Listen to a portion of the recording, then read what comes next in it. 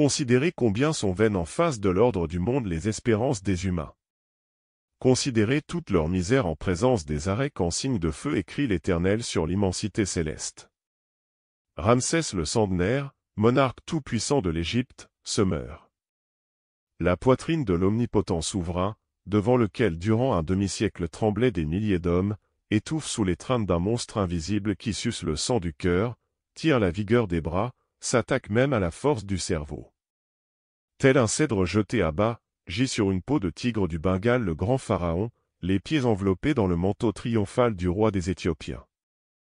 Sévère pour lui-même, autant que pour les autres, il appelle le plus savant d'entre les médecins du temple de Karnak et dit : « Je sais que tu connais des remèdes qui tuent ou qui guérissent du coup. Prépare-m'en un, idoine à mon mal, et que cela finisse, d'une manière ou d'une autre. » Le médecin hésite. Pense, Ramsès, que depuis ta descente des hauts cieux, 100 fois déjà le Nil a débordé, puis-je t'administrer un médicament qu'au plus jeune de tes guerriers il serait hasardeux d'appliquer. Ramsès se souleva sur sa couche. Faut-il que je sois bien malade, pour que tu oses, prêtre, me donner des conseils? Tais-toi, et fais ce que je t'ordonne. L'Égypte ne peut pas rester sous la puissance d'un monarque qui ne saurait plus monter sur un char ni lancer un javelot. Heureusement, mon petit-fils et héritier vit et n'a que 30 ans. Lorsque le prêtre d'une main tremblante tendit le redoutable remède, Ramsès le but, comme un homme altéré boit un gobelet d'eau pure. Et puis, il fit venir le plus illustre astrologue de Thèbes et lui commanda de lire ce qu'indiquaient les corps célestes. Saturne est en conjonction avec la Lune, répondit le magicien, ce qui présage la mort d'un membre de ta dynastie, Ramsès. Tu as eu tort de prendre ce tantôt la drogue, car bien illusoires sont les desseins humains en présence des décrets que signe sur le firmament l'Éternel. C'est ma mort, très certainement, qu'annoncent les astres, fit Ramsès. Et, se tournant vers le médecin, il demanda, quand cela pourra-t-il arriver? Avant le coucher du soleil, Ramsès, tu seras fort comme un rhinocéros ou bien ton divin anneau passera au doigt de Horus. Conduisez mon héritier, dit alors Ramsès d'une voix affaiblie, dans la salle des pharaons, qu'il y attende mes dernières paroles et mon anneau royal, et qu'ainsi dans le pouvoir il n'y ait point d'arrêt, même pour un court instant. Horus pleura, il avait le cœur tendre, sur la mort proche de l'aïeul, mais, soumis à la loi et à la volonté du pharaon, il se rendit aussitôt, entouré des serviteurs, dans la salle du trône. Là, il s'assit sur la terrasse dont les marches de marbre descendaient jusqu'au fleuve, et, triste et angoissé, regarda la vaste vue étalée devant lui. La lune, près de laquelle clignotait faiblement la funeste étoile de Saturne, argentait les eaux métalliques du Nil, dessinait en ombres anguleuses et profondes les gigantesques pyramides sur les jardins et les prés, et éclairait la vallée à plusieurs milles à la ronde. Malgré la nuit avancée, dans les maisons et dans les chaumières, les lampes restaient allumées, et la population, quittant ses demeures, se répandait dehors, sous le ciel. Sur le Nil glissaient les bateaux et les barques, et sur les places de la ville, dans les rues et près des palais de Ramsès ondoyait une foule innombrable.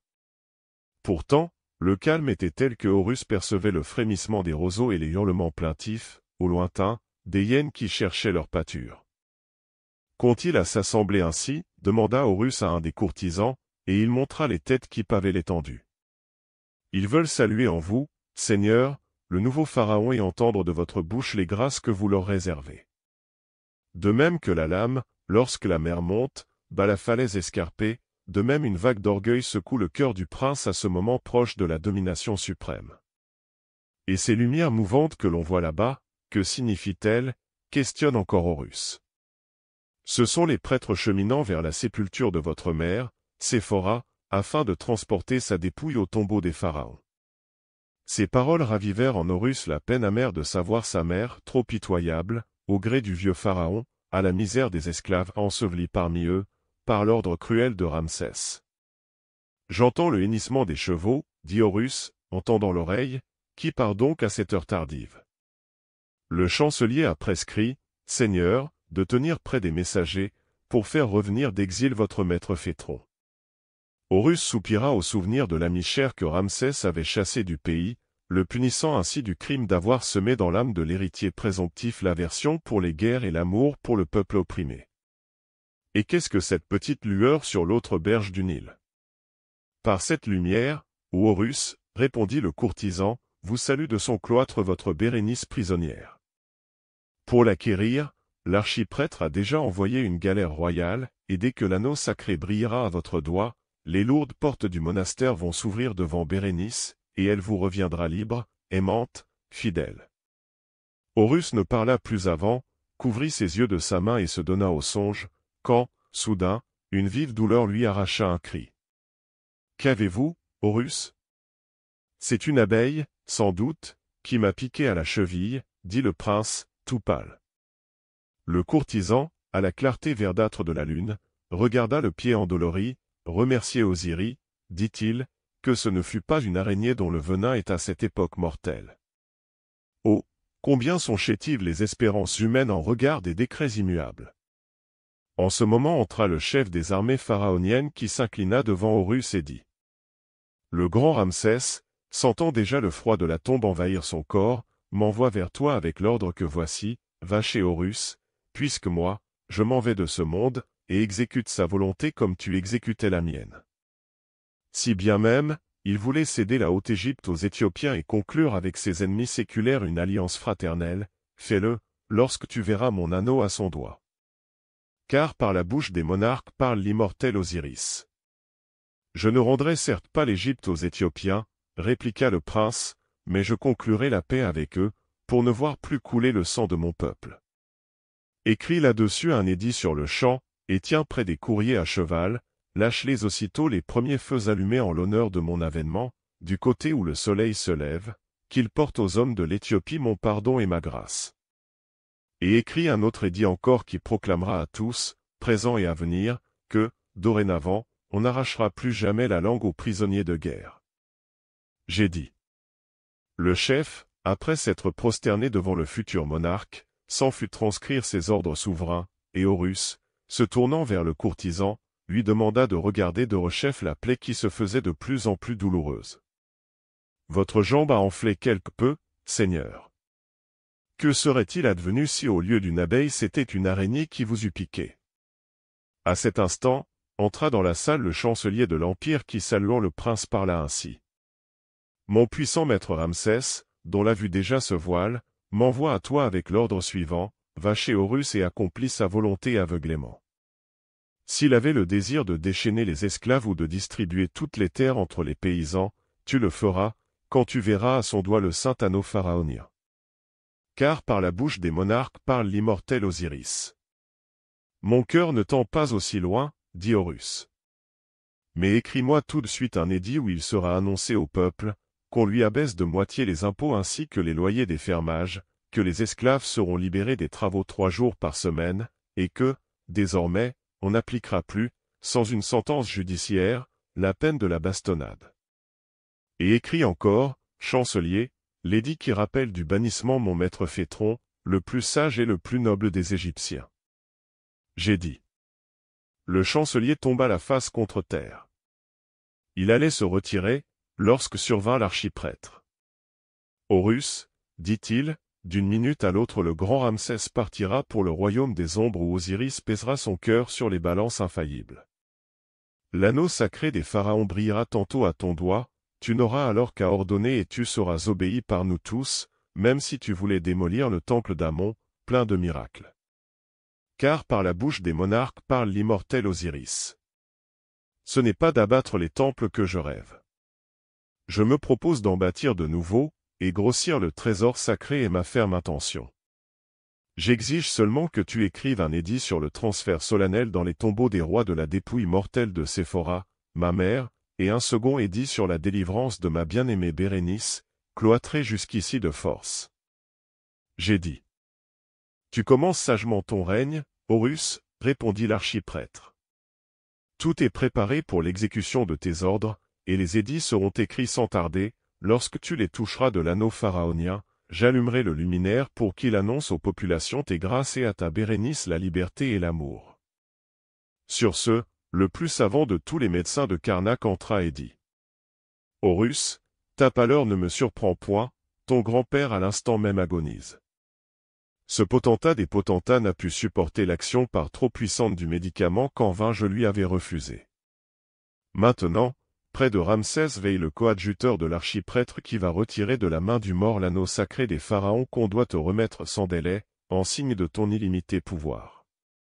Mais, Horus, tu pâlis beaucoup, ajouta-t-il inquiet.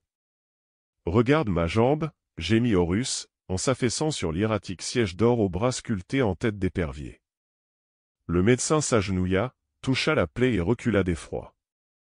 Horus, chuchota-t-il, tu as été mordu par une araignée venimeuse. Vais-je mourir? Alors même que, et se reprenant, dit la vérité, en ai-je pour longtemps. Jusqu'à ce que la lune se cache derrière ce palmier. Ah, si vite. Et Ramsès combien vivra-t-il encore? Je ne sais. Peut-être t'apporte-t-on déjà son anneau. À cet instant entrèrent les ministres avec les édits rédigés. Chancelier, s'exclama Horus, en lui prenant la main, mes ordres seraient-ils accomplis, si je mourais à présent? Vis, Horus, jusqu'à l'âge de ton grand-père.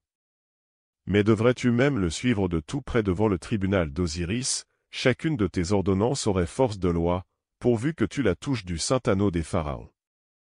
L'anneau, répéta Horus, mais où est-il l'anneau sacré? Un courtisan m'a affirmé, dit à voix basse le chef des armées, que le grand Ramsès est en train de rendre le dernier soupir. Et j'ai enjoint à mon coadjuteur, ajouta l'archiprêtre, de prendre l'anneau de Ramsès aussitôt que son cœur s'arrêtera. Je vous remercie, dit affablement Horus, et puis, dans un murmure, que je regrette la vie. Ah, que je la regrette. Mais, je ne mourrai pas tout entier. Les bienfaits, la paix, le bonheur du peuple resteront après moi, et ma Bérénice sera libre. Combien me reste-t-il à vivre encore? Ta mort est à distance de 1000 pas de soldats, fit le médecin tristement. N'entendez-vous rien? Est-ce que personne ne vient de là-bas? Demandait Horus anxieux. Silence. La lune petit à petit approchait du palmier et touchait déjà ses premières feuilles. Dans les sabliers bruissait doucement le sable. Est-elle encore loin de moi? Soupira Horus. À 800 pas, dit le médecin, et je doute que tu aies le temps de toucher tous les édits préparés, si même on t'apportait l'anneau incontinent. Passez-moi les édits, ordonna le prince, épiant toujours si quelqu'un n'accourait pas des chambres de Ramsès, et toi, prêtre, annonce à mesure combien il me reste de vie pour ratifier mes décisions, au moins celles qui me sont les plus chères. 600 pas, murmura le médecin en réponse. L'édit sur la diminution des impôts et des fermages, pour le peuple et les jours ouvrables pour les esclaves, s'échappa des doigts de Horus. 500. L'édit sur la paix avec les Éthiopiens glissa des genoux du prince. Personne ne vient? 400, rappela le médecin. Horus hésitait, et l'ordre de transporter aux sépultures royales le corps de Séphora tomba par terre. 300. L'édit sur Phétron eut le même sort. 200. Les lèvres de Horus devinrent livides. Maladroitement, d'un mouvement de son bras gourd, il rejeta l'édit sur la défense d'arracher la langue aux prisonniers de guerre et ne laissa près de lui que l'ordre de délivrer Bérénice. 100. Dans un silence mortel, on entendit tout à coup un claquement vif et sec de sandales. Dans la salle entra précipitamment le coadjuteur. Horus tendit la main. Miracle! Clama le nouvel arrivant, le grand Ramsès a recouvré la santé. Il s'est levé gaillardement de son lit et a exprimé le désir de partir à l'aurore chasser le lion dans la brousse. Et toi, Horus, il t'appelle, en signe de sa bienveillance particulière, pour l'assister à la chasse. Horus de ses yeux éteints à demi regarda, au loin, là-bas où brillait, derrière le Nil, dans la prison de Bérénice, la lumière de la tente, et deux lourdes larmes coulèrent le long de la figure du mourant. Tu ne réponds rien, Horus, s'exclama tout étonné l'envoyé de Ramsès. Ne vois-tu pas qu'il est mort? Murmura le plus savant médecin de Karnak. Considérez donc vous tous, tant que vous êtes, combien sont vaines et misérables les espérances humaines à côté des décrets que l'Éternel inscrit en lettres de feu sur la voûte céleste.